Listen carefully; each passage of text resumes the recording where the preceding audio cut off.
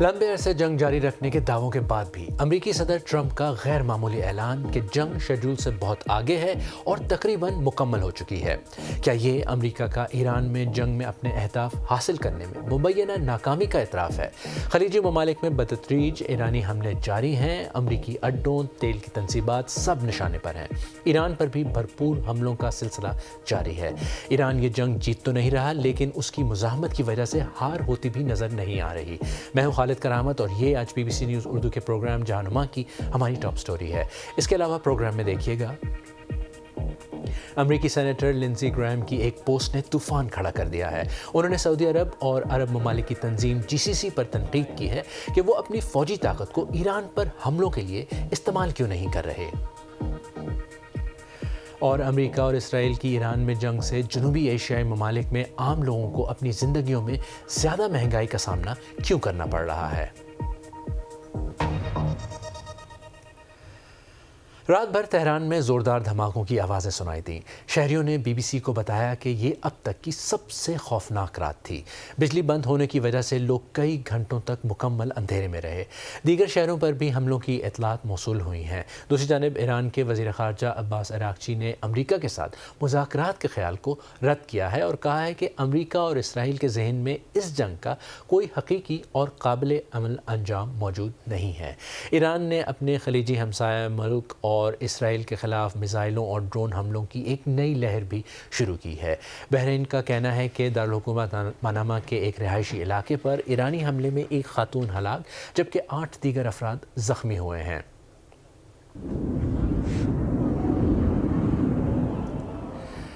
Programme के शुरू में हमने सदर ट्रंप के उस बयान का जिक्र किया कि अमेरिका और इसराइल की ईरान में जंग तकरीबन मुकम्मल हो चुकी है, मगर ईरान की ताकतवर पासदारान इनकलाब ने सदर ट्रंप के इस दावे को मुस्तरद कर दिया। उनका कहना था कि जंग के खात्मे का फैसला अमेरिका नहीं बल्कि वो खुद करेंगे। तफसीलात के साथ समीत ककरू। इस जंग की एक और रात, एक और जगह लगी आग। इस बार शुमाली इराक में मुत्तहिदा अरब अमीरात के कौंसलेट की सिमत से धुआं उठता हुआ देखा जा सकता है। ये निशानी है कि मजीद ममालिक इस जंग की लपेट में आ रहे हैं। कल ईरान की फायरिंग के बाद बहरीन की एक ऑयल रिफाइनरी आग की जद में थी। उधर तेहरान में इमदादी कारकुन मलबे तले तलाश जारी रखे हुए हैं। ईरानी सरकारी मीडिया की जानिब से जारी करदा इस वीडियो में दिखाया गया है कि दारुल हुकूमत के इस रिहायशी इलाके पर हमलों के बाद दर्जनों अफराद हलाक हो गए।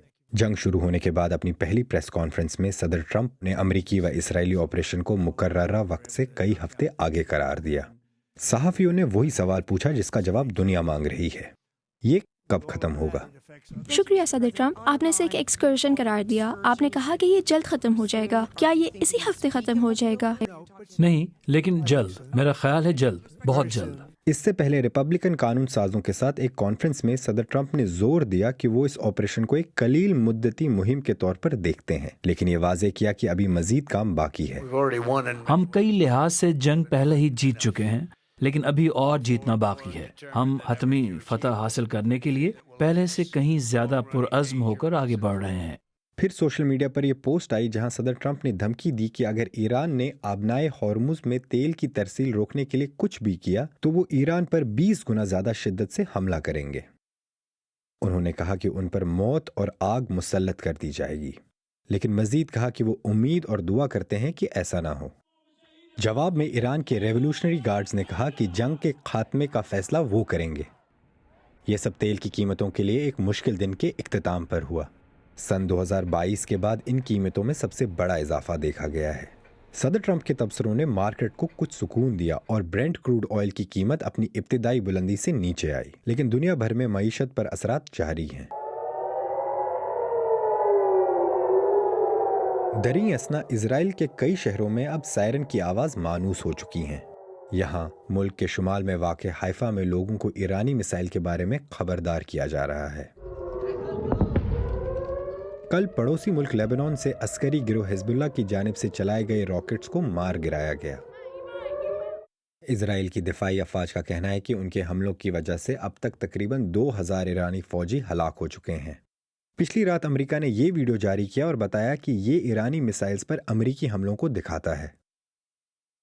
बरतानिया ने भी अपनी शमूलियत जारी रखी है। ان کے وزیر دفاع نے تصدیق کی کہ رائل ایئر فورس کے لڑاکا طیاروں نے 2 ڈرونز مار گرائے، ایک جارڈن کے اوپر اور دوسرا بحرین میں۔ انہوں نے یہ بھی بتایا کہ جنگی جہاز HMS ڈریگن اگلے چند دنوں میں مشرقی بحیرہ روم کے لیے روانہ ہونے والا ہے، کیونکہ برطانیہ سائپرس میں اپنے بیس پر اپنے دفاع کو مضبوط بنانا چاہتا ہے۔ رات گئے امریکی B-1 بامبر طیارے گلوسٹر میں RAF فیئرفورٹ پر واپس اترے، جو اس بات کی علامت ہے کہ جنگ اب برطانیہ کے قریب آتی جا رہی ہے۔ اور صدر ٹرمپ کے اشاروں کے باوجود اسرائیل کے وزیر اعظم اور ایرانی حکام دونوں کا کہنا ہے کہ جنگ ابھی ختم نہیں ہوئی۔ BBC کی نامہ نگار لیز ٹوسیٹ نے ایران کی جنگی حکمت عملی کے بارے میں تفصیلات بتائیں۔ Iran's main strategy, main tactic اس غیر متوازن جنگ میں ایران کی بنیادی حکمت عملی اور کوشش یہ ہے کہ کسی طرح جنگ کے خرچے میں اضافہ کر سکے، اور وہ یہ روز بروز کر رہا ہے۔ ہم یہ دیکھ رہے ہیں، لیکن اب یہ جنگ اپنے 11ویں دن میں ہے۔ ایران نے جنگ لمبی کرنے کے لیے آبنائے ہرمز سے ٹینکرز کا گزرنا مشکل بلکہ تقریباً ناممکن بنا کر اور اپنے پڑوسیوں پر حملہ کر کے، چاہے وہ یہ کہے کہ صرف ان جگہوں پر حملے کیے جا رہے ہیں جہاں سے ان پر امریکی حملے ہوتے ہیں، دنیا بھر کے ممالک کے لیے قیمت بڑھا دی ہے۔ اس کھیل میں ایران کا اصل مقصد یہ دکھانا ہے کہ اگر آپ دوبارہ ایران پر حملہ کرتے ہیں تو اس کی کیا قیمت چکانی پڑے گی۔ ان کی فکر یہ ہے کہ اس جنگ کے بعد امریکہ اور اسرائیل واپس جائیں گے، وہ دوبارہ منظم ہوں گے، نئے اہداف دیکھیں گے اور پھر یہ سب دوبارہ شروع ہو جائیں گے۔ look at new targets and then it will just start again. Iran پر حملوں کے ساتھ اسرائیل کی جانب سے لبنان پر بھی نئے میزائل داغے گئے ہیں۔ اسرائیل کا کہنا ہے کہ ان کا ہدف عسکری گروہ حزب اللہ ہے۔ دوسری جانب لبنان کے صدر نے حزب اللہ پر الزام لگایا ہے کہ وہ ریاست کو تباہ کرنے کا کام کر رہی ہے۔ انہوں نے یہ بھی کہا کہ وہ اسرائیل کے ساتھ براہ راست مذاکرات کے لیے تیار ہیں۔ خطے کی صورتحال پر بات کرنے کے لیے اس وقت ہمارے ساتھ موجود ہیں عالمی سیکورٹی امور کے ماہر علی حسن۔ علی، صدر ٹرمپ نے اشارہ دیا ہے کہ ایران جنگ جلد ختم ہو جائے گی، تو کیا انہوں نے خطے کی سیکیورٹی کے پس منظر میں جو اہداف حاصل کرنے تھے وہ حاصل کر لیے ہیں؟ جی بہت شکریہ خالد۔ جی میرے سب سے پہلے تو میں یہ کہوں گا کہ ان کا بیانیہ جو تھا اس کا سیکیورٹی کی صورت کے پس منظر سے کم بلکہ تیل کی قیمت سے زیادہ تعلق رکھتا ہے۔ ان غالباً صدر ٹرمپ یہ چاہ رہے تھے کہ جو تیل کی قیمتوں میں اتنا اضافہ آیا ہے پچھلے 1-2 دنوں میں، وہ اس میں تھوڑی روک تھام ہو جائے۔ اور ہم دیکھ بھی رہے ہیں کہ برینٹ کے مطابق جو کروڈ آئل کی قیمت ہے وہ گری ہے ٹرمپ کے اس بیانیے کے بعد۔ جہاں تک امریکہ کے اہداف کی بات ہے تو اس کے 2 پہلو ہیں۔ ایک تو ٹیکٹیکل اہداف کی بات کر سکتے ہیں، دوسری طرف ہم اسٹریٹجک اہداف کی بات کر سکتے ہیں۔ ٹیکٹیکل اہداف کی اگر ہم بات کریں، ملٹری یعنی عسکری یا ملٹری اہداف کی اگر بات کریں، تو امریکہ اور اسرائیل کافی حد تک کامیاب ہو چکے ہیں اس میں، کیونکہ انہوں نے یہ ثابت کر دیا کہ وہ ایران کے اوپر ان کو برتری حاصل ہے۔ جہاں تک اسٹریٹجک اہداف کی بات ہے، وہاں معاملہ جو ہے وہ تھوڑا پیچیدہ ہو جاتا ہے۔ اس کی وجہ سب سے بڑی یہ ہے کہ امریکہ کی اگر بات کریں تو امریکہ کی طرف سے آنے والے بیانیے وہ دن بدن بدلتے جا رہے ہیں، اور ہم دیکھ رہے ہیں کہ ٹرمپ کے اپنے جو موقف ہیں وہ بدلتے جا رہے ہیں۔ جی، مثلاً آپ نے بدلتے 2-3 مہینے موقف پہلے کی بات کی، بدلتے اہداف کی بات کی۔ ایران کی بھی مزاحمت جاری ہے اور لگتا ہے کہ شاید وہ اہداف حاصل نہیں ہو سکے، اسی لیے یہ جلدی میں اعلان کیا گیا ہے۔ تو امریکہ اور اسرائیل نے اس جنگ سے حاصل کیا ہے، اور کیا وہ یہ جنگ جیت بھی پائیں گے؟ دیکھیں، میرے خیال سے انہوں نے ایران کو کمزور تر ضرور کیا ہے۔ بقول US کے امریکہ نے ایران کے کئی بحری جہازوں کو تباہ کر دیا ہے۔ ایران کو اپنی محدود میسائل سپلائی کو بھی استعمال کرنا پڑ رہا ہے، اور یہ بھی ممکن ہے کہ اگر یہ جنگ 2-3 ہفتے اور چلی تو ایران اپنے سارے میسائلز استعمال کر دے گا۔ اس کے علاوہ سب سے بڑی بات جہاں میں مانتا ہوں کہ یہ ہے کہ ایران کے رہبر کو امریکہ اور اسرائیل نے ایک حملے میں مار دیا، جس سے یہ ثابت کیا انہوں نے کہ ان کی انٹیلیجنس اور جاسوسی قابلیت قابل غور ہے۔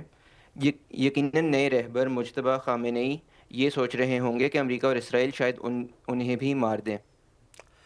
علی حسن، ہمیں تفصیلات بتانے کا بہت بہت شکریہ۔ اسرائیل اور امریکہ کی ایران میں جنگ کی وجہ سے بہت سی دراڑیں کھل کر سامنے آ گئی ہیں۔ شاید آپ نے بھی سنا ہو کہ خلیجی ممالک میں بہت سی اہم شخصیات کھلم کھلا امریکہ اور اسرائیل کو شدید تنقید کا نشانہ بنا رہی ہیں۔ امریکی سیاست کے بڑے نام بھی بلا جھجک مشرق وسطیٰ میں اپنے اتحادیوں پر تنقید کر رہے ہیں۔ یہ جو کچھ حلقوں میں پھوٹ پڑ رہی ہے، اس پر بات کرتے ہیں ٹرینڈنگ میں۔ اور بات شروع کرتے ہیں امریکی سینیٹر لنزی گراہم کی پوسٹ سے۔ انہوں نے سعودی عرب میں امریکی ایمبیسی کو ایران کی جانب سے نشانہ بنائے جانے کے بعد وہاں سے انخلا کی بات کی اور سعودی عرب اور خلیجی ممالک کی GCC پر اعتراض کیا کہ وہ اپنی فوجی طاقت کا استعمال کر کے ایران پر حملے کیوں نہیں کرتے۔ انہوں نے اپنی پوسٹ میں کہا کہ امریکہ سعودی عرب جیسے ملک کے ساتھ دفاعی معاہدہ کیوں کرے جو باہمی مفاد کی لڑائی میں شامل ہونے کے لیے تیار ہی نہیں ہے۔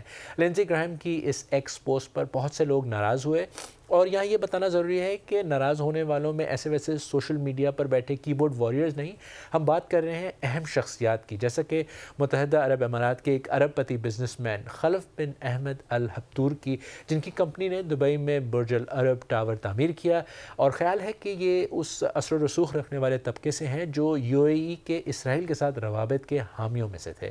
لوگ ان کی عربی کی ایک پوسٹ شیئر کر رہے ہیں آن لائن ترجمے کے ساتھ، جس میں وہ کہتے ہیں کہ اس پورے خطے کو اس خطرناک تصادم کی طرف کون کھینچ کر لایا ہے، ان لوگوں سے مشورے کیے بغیر جنہوں نے خطے میں وہ لوگ اپنا اتحادی کہتے ہیں۔ الہبتور پہلے بھی صدر ٹرمپ اور اسرائیل پر خطے پر جنگ مسلط کرنے کی وجہ سے سخت تنقید کر چکے ہیں، اور انہوں نے اپنی ایک پوسٹ میں صدر ٹرمپ کو ٹیگ کر کے کہا کہ آپ نے GCC اور عرب ممالک کو خطرے میں ڈال دیا ہے۔ انہوں نے سوال کیا کہ آپ کو یہ اختیار کس نے دیا کہ ہمارے خطے کو ایران کے ساتھ جنگ میں گھسیٹیں، اور یہ بھی کہ کیا یہ فیصلہ نتن یاہو اور اسرائیلی حکومت کے دباؤ میں کیا گیا تھا۔ اور اب ایک نظر ڈالتے ہیں دنیا بھر کی باقی خبروں پر۔ تیل کی قیمت میں پیر کے دن کی بلند سطح کے بعد کچھ کمی آئی ہے اور اب یہ تقریباً $90 فی بیرل کے قریب ٹریڈ ہو رہا ہے۔ گزشتہ روز قیمت تقریباً $120 فی بیرل تک پہنچ گئی تھی۔ ایران پر امریکہ اور اسرائیل کے حملے کے بعد آبنائے ہرمز میں جہازوں کی آمد و رفت تقریباً رک چکی ہے۔ آسٹریلیا میں مظاہرین نے ایک سڑک پر اس کوچ کو بلاک کر دیا ہے جس میں ایران کی ویمنز ایشیا کپ فٹ بال ٹیم کے باقی کھلاڑی ایئرپورٹ جا رہے تھے۔ مظاہرین کا مطالبہ تھا کہ انہیں بھی تحفظ دیا جائے۔ اس سے قبل آسٹریلیا نے ایرانی ٹیم کی 5 کھلاڑیوں کو اسائلم دینے کا اعلان کیا تھا۔ ان کھلاڑیوں نے اپنے پہلے میچ سے پہلے ایران کا قومی ترانہ نہیں پڑھا تھا۔ اس کے بعد ایران میں سرکاری میڈیا نے انہیں غدار قرار دیا۔ رواں برس کے پہلے 2 مہینوں میں چین کی تجارت میں تقریباً 20% اضافہ ہوا ہے۔ تازہ اعداد و شمار ماہرین کی توقعات سے کہیں زیادہ ہیں۔ ماہرین کا خیال تھا کہ چین کی تجارت میں ترقی صرف 7% ہوگی۔ البتہ چین امریکہ کو جو ایکسپورٹ کرتا ہے اس میں 11% کمی آئی ہے۔ یہ کمی صدر ٹرمپ کی جانب سے چینی مصنوعات پر بھاری ٹیرف لگائے جانے کے بعد سامنے آئی۔ امریکہ اور اسرائیل کی ایران میں جنگ کی وجہ سے تیل کی قیمتیں ایک بار پھر تیزی سے بڑھ رہی ہیں۔ گو کہ جنگ کہیں اور ہو رہی ہے لیکن اس کا ڈائریکٹ اثر آپ پر پڑے گا۔ آپ کو شاید سفر کرنے سے پہلے سوچنا پڑے یا کھانے پینے کی چیزیں خریدنے سے پہلے یہ فیصلہ کرنا پڑے کہ آپ یہ خرچ برداشت کر سکتے ہیں یا نہیں۔ پھر گھر کے دوسرے خرچے بھی ہوتے ہیں، وہ سب بڑھ جائیں گے۔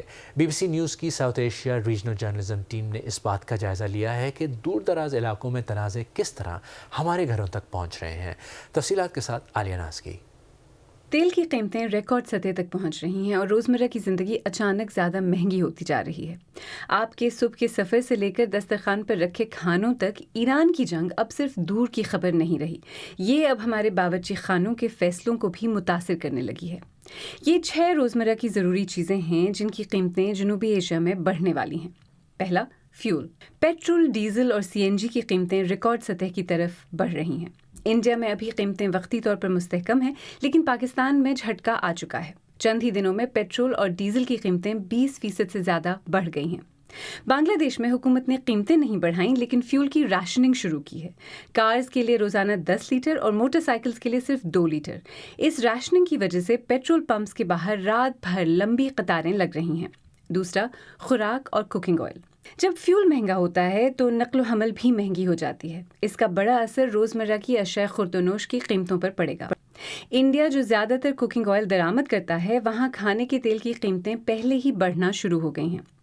پاکستان کے صوبے بلوچستان میں روزمرہ کے کھانے پینے کی اشیاء کی قیمتیں تقریباً دگنی ہو گئی ہیں کیونکہ ایران کے ساتھ سرحدی تجارت رک گئی ہے۔